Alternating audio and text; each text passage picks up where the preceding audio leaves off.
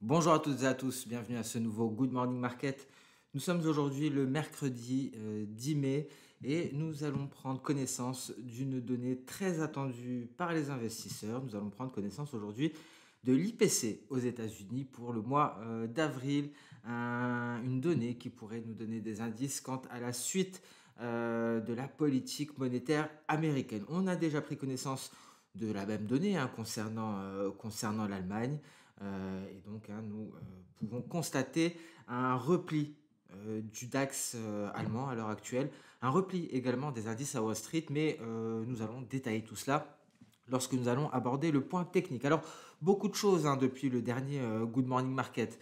On a toujours ces banques régionales aux États-Unis qui sont sous pression, qui poussent les indices américains dans le rouge. La politique monétaire est toujours dans tous les esprits. On a eu un ralentissement d'ailleurs de la hausse des taux de la part de la Banque Centrale Européenne. Le prochain rendez-vous majeur, c'est donc cet après-midi. Alors concrètement hier, Wall Street a perdu a perdu un petit peu de terrain. Donc le Nasdaq était le plus à la traîne, mais il n'a cédé que 0,5%. On notera tout de même que le Russell 2000 a baissé d'environ 1% en début de séance d'hier, et cela donc à cause des actions des banques régionales qui étaient à nouveau sous pression. Mais ces actions-là se sont redressées, ce qui a permis une amélioration du sentiment et donc une reprise du Russell 2000. En Europe, on a pu constater également des petites baisses, notamment le FTSE qui a perdu 0,18%, le CAC 40 0,59%, le DAX était plus ou moins à l'équilibre, mais le DAX perd du terrain ce matin et est repassé sous le seuil psychologique des 16 000 points. Donc prudence, il y a une figure technique euh, que l'on connaît, que l'on a déjà vu sur le DAX, on va en parler un peu plus tard. Alors, ce qu'il faut retenir également, il y a une échéance très importante, celle du 1er juin, car effectivement, les États-Unis pourraient être en défaut de paiement. Et Joe Biden et le président de la Chambre des représentants, Kevin McCarthy, ne sont pas parvenus à s'accorder sur le relèvement du plafond de la dette après un entretien hier à la Maison-Blanche, alors qu'on a ce risque d'un défaut sur la dette au 1er juin. Alors il me semble que les discussions devraient reprendre jeudi, je n'en suis pas sûr, mais en tout cas il y aura une reprise des discussions cette semaine.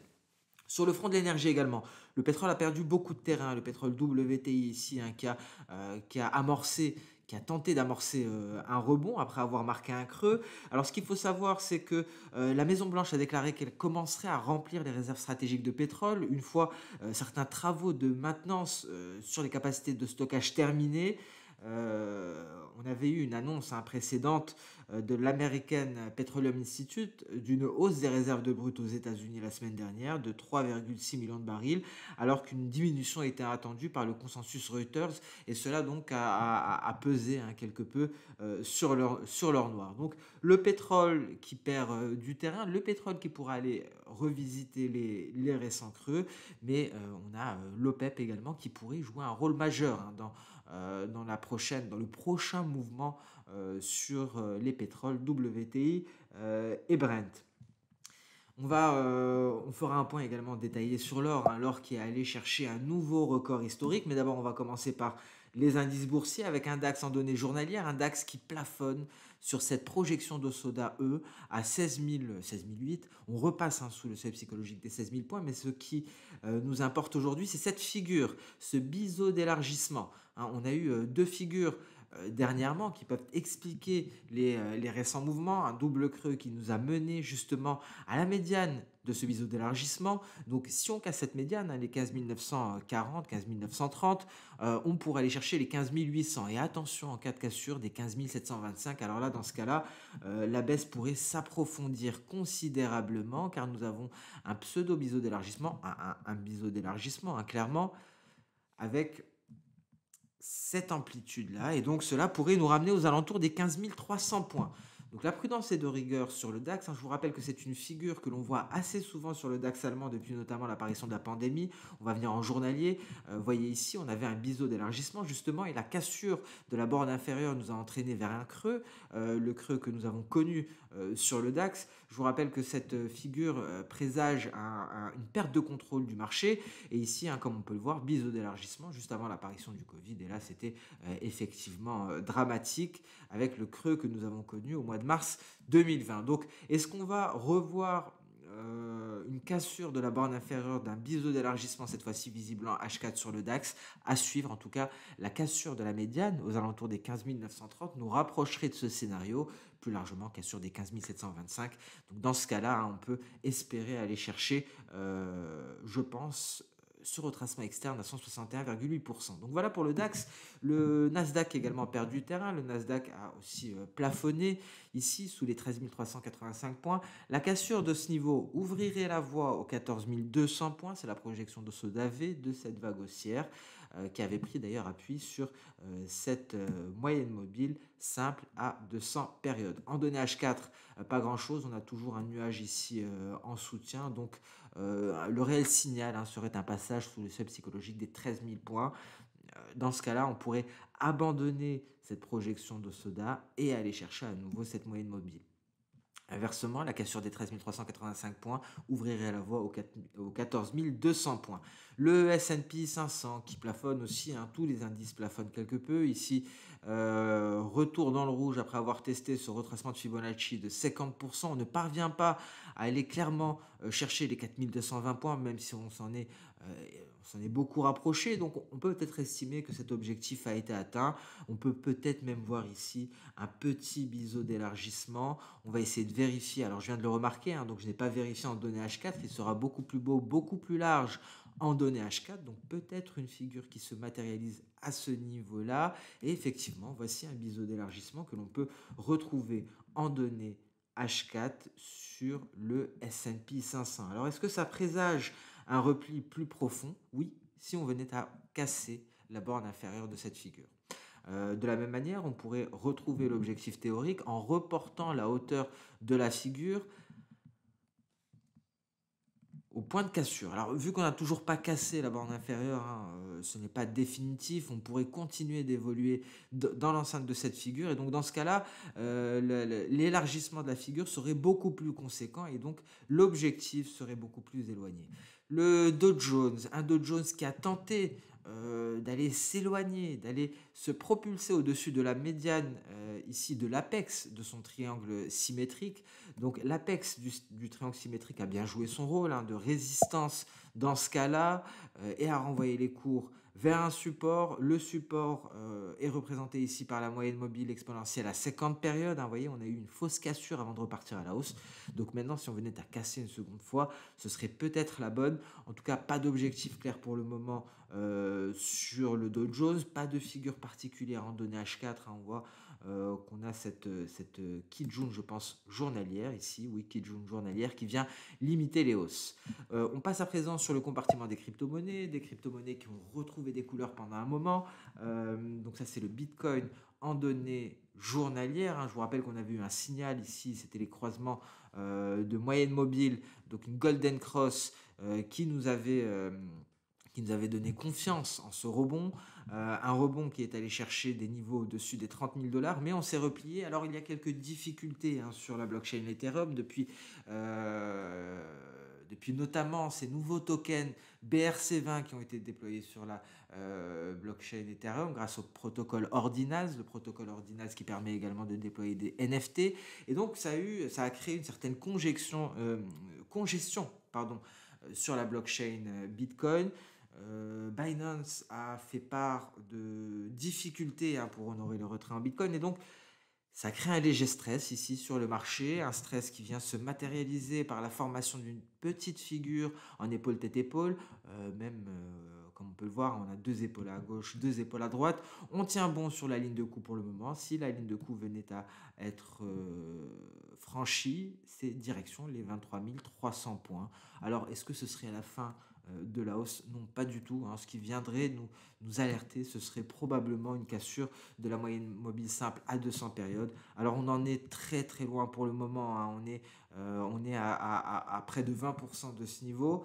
Donc les perspectives haussières sont toujours d'actualité. L'objectif ici est aux alentours des 33 865 dollars. C'est une projection d'Osoda de cette vague haussière qui nous a sorti de ce biseau descendant à connotation haussière. Alors, voici le biseau, il y a pas mal de figures ici, hein, sur ce graphique, pas mal de signaux. On avait eu la sortie de ce biseau à connotation haussière. On a la projection de Soda E qui nous donne un objectif clair et précis, et on a le croisement de moyennes mobiles et un sentiment qui s'améliore, hein, sur le marché des crypto-monnaies, notamment sur le Bitcoin qui est vu à nouveau comme de l'or numérique, et donc face aux difficultés des banques régionales américaines, les difficultés des banques régionales américaines ont permis au Bitcoin de redorer son blason, hein. On prend conscience effectivement que la décentralisation peut être la solution pour éviter, hein, ce genre de risque, le risque de contrepartie. Donc ici, petite figure en épaule tête épaule, est-ce que ça va nous mener sous les 25 000 dollars? Alors pour le moment, la ligne de coût n'est pas cassée, c'est peut-être l'inflation, hein, qui permettra de trancher. En données H4, pas grand-chose. L'Ether, alors l'Ether, on voit aussi ici, hein, cette figure qui n'est pas aussi belle que pour le Bitcoin, des cours qui sont tout de même soutenus par un nuage Ishimoku. Donc bon, pas de réel signal. Vous voyez ici pour l'Ether d'ailleurs, on est allé frôler E3. On peut estimer qu'on a validé cet objectif-là, hein. Souvenez-vous, c'est un double creux façon au soda qui va chercher au maximum trois objectifs. Au minimum le premier, E1, c'était donc les 1620 dollars, hein, que l'on a surpassé depuis très longtemps. E2, 1893 et 2168 qu'on est allé frôler récemment. Donc on peut estimer que cet objectif a été atteint, et vous voyez, on a effectué directement un retour sur E2. Donc c'est pour ça que je garde ces niveaux-là, parce que ces niveaux vont continuer de travailler en tant que support aux résistances, hein. Donc si on sort du nuage par le bas, ce serait pour aller chercher un support très précisément ici. Alors en données H4, alors pas grand-chose, hein, encore une fois, hein, sur les crypto-monnaies, les données H4 ne nous sont pas d'une grande utilité dernièrement. Alors on va s'intéresser à présent au compartiment des matières premières. Beaucoup de choses à dire sur l'or, parce qu'on a quelque chose de très intéressant qui se passe à l'heure actuelle. Hormis son statut de valeur refuge, hein, on a un rapport du World Gold Council qui montre qu'il y a certes une baisse de la demande d'or au premier trimestre 2023 par rapport aux deux trimestres précédents. En revanche, le secteur officiel, c'est-à-dire les banques centrales, continuent leurs achats à un rythme élevé, et cela a établi un nouveau record pour le T1. Donc ce qu'il faut garder à l'esprit, il y a beaucoup de pays qui sont en train de se détacher du dollar américain. Il y a énormément de banques centrales qui sont en train de remplir leurs réserves d'or. Alors c'est peut-être le début de la fin du dollar américain. En tout cas, ce ne sera pas pour demain, mais peut-être des premiers signaux, hein, je ne suis pas le seul à le dire, et ça se matérialise par des achats des banques centrales, des achats d'or. Alors les banques centrales ont acheté 228 tonnes d'or au premier trimestre 2023. La banque centrale en tête de ces achats, c'est celle de Singapour, et bien entendu la banque centrale chinoise. Euh, donc ça montre vraiment ce désir de se détacher du dollar américain et de remplir les réserves en métal jaune. Concernant les ETF, hein, on a toujours des ventes des positions en or au premier trimestre 2023, donc on a un désintérêt, les ETF se désintéressent de l'or, mais il y a une augmentation de la demande d'or d'investissement. Donc beaucoup de paramètres concernant le métal jaune, un métal jaune qui, après la décision du FOMC, est allé chercher les 2075 dollars, hein. Vous voyez, on est allé surpasser les 2074,69, hein, très rapidement, un petit record historique, hein, si je puis dire. Et donc la baisse de l'inflation ainsi que l'augmentation des espoirs d'un virage accommodant des banques centrales pourrait aider à stimuler la demande d'or, non seulement des ETF, mais aussi des investisseurs OTC. Donc c'est peut-être ce qui manque ici pour donner cette impulsion au métal jaune. Mais le métal jaune a quand même surperformé l'argent. Et cela Ce n'est pas habituel, donc l'argent pourrait peut-être rattraper son retard. Alors il serait peut-être plus judicieux de s'intéresser à l'argent, l'argent qui n'a pas marqué de nouveaux records historiques, hein, bien loin, il est bien loin de ces records historiques, mais on a tout de même un bel objectif ici parce qu'on a un double creux façon au soda, on est en train d'osciller au-dessus de E2 et donc on pourrait très prochainement aller chercher E3. Alors comme pour l'or, les ETF ne sont pas très actifs sur le marché de l'argent en ce moment.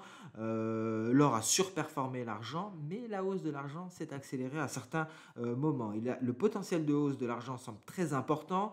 euh, et il pourrait aller chercher peut-être ses sommets de 2020.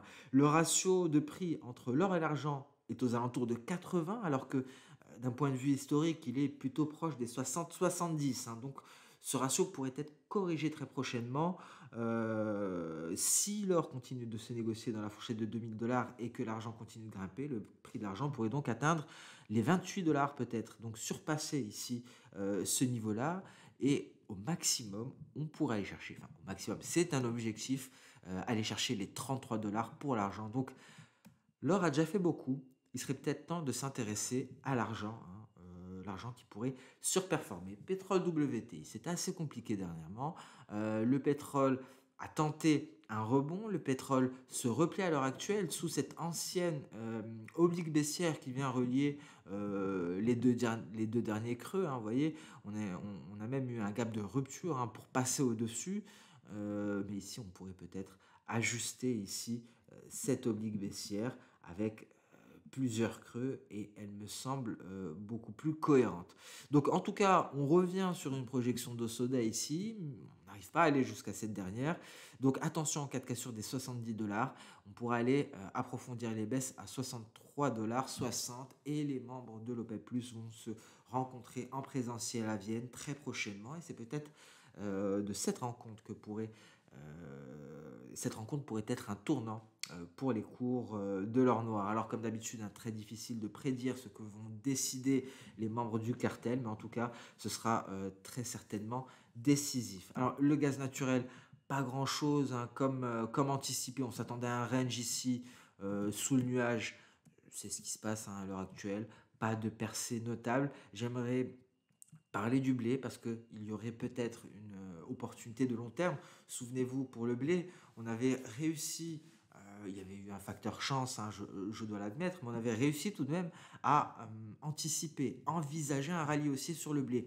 On s'était basé sur le comportement des cours entre 2004 et 2007 et on avait pris l'amplitude du mouvement que l'on avait reporté ici. On avait envisagé donc une hausse qui pourrait surpasser le retracement externe de 161,8%. La Russie a envahi l'Ukraine, la suite de l'histoire, vous la connaissez. On a eu cette hausse. Par la suite, donc cela a formé une figure en épaule, tête-épaule, hein, vous voyez, avec un objectif théorique qui serait irréalisable, hein, vous voyez, la profondeur de la tête nous donnerait un objectif théorique qui irait beaucoup trop bas. Mais ce qui nous intéresse ici, c'est on a un support à ce niveau-là, et c'est le support de précédents sommets, comme ce que l'on a pu constater en 2005. Donc c'est peut-être le point de démarrage d'une nouvelle reprise haussière. Comme ici, ce que l'on a pu constater, on a allé tester ce support à 3 reprises, fausse cassure, avant de redémarrer à la hausse. Alors c'est pas pour demain, mais c'est intéressant d'avoir une vision de long terme sur le blé. Ça fonctionne plutôt bien, ça a plutôt bien fonctionné pour nous avant la guerre, avant l'invasion de l'Ukraine euh, par la Russie. Donc, on garde le même état d'esprit ici et donc on compare donc à cette configuration-là pour essayer d'imaginer, hein, parce que je vous rappelle que les performances passées ne présagent pas des performances futures. Donc, ce ne sont que des hypothèses, mais effectivement, une incapacité à casser ce niveau-là viendrait la confirmer et un passage au-dessus des 661 viendrait renforcer ce scénario et ce serait peut-être pour aller chercher 818 voire 934. Donc très intéressant de garder un œil sur le blé lors des prochains mois. Quel sera le catalyseur haussier? Ça sera peut-être la météo, peut-être un conflit. Je ne l'espère pas en tout cas. Bon, dans les deux cas, ce serait dommageable, même extrêmement grave en cas de conflit. Mais on garde cela en tête pour le blé qui pourrait nous proposer donc ici un setup assez intéressant. Alors avant de terminer, un mot sur le marché des changes avec un dollar américain qui finalement n'a pas répondu à nos attentes. Alors ici, souvenez-vous, nous avons une figure en épaule tête épaule en données hebdomadaires. On est complètement collé à la ligne de coup aux alentours des 101,600. Il ne se passe pas grand-chose, un tout petit range comme on peut le voir ici en données hebdo.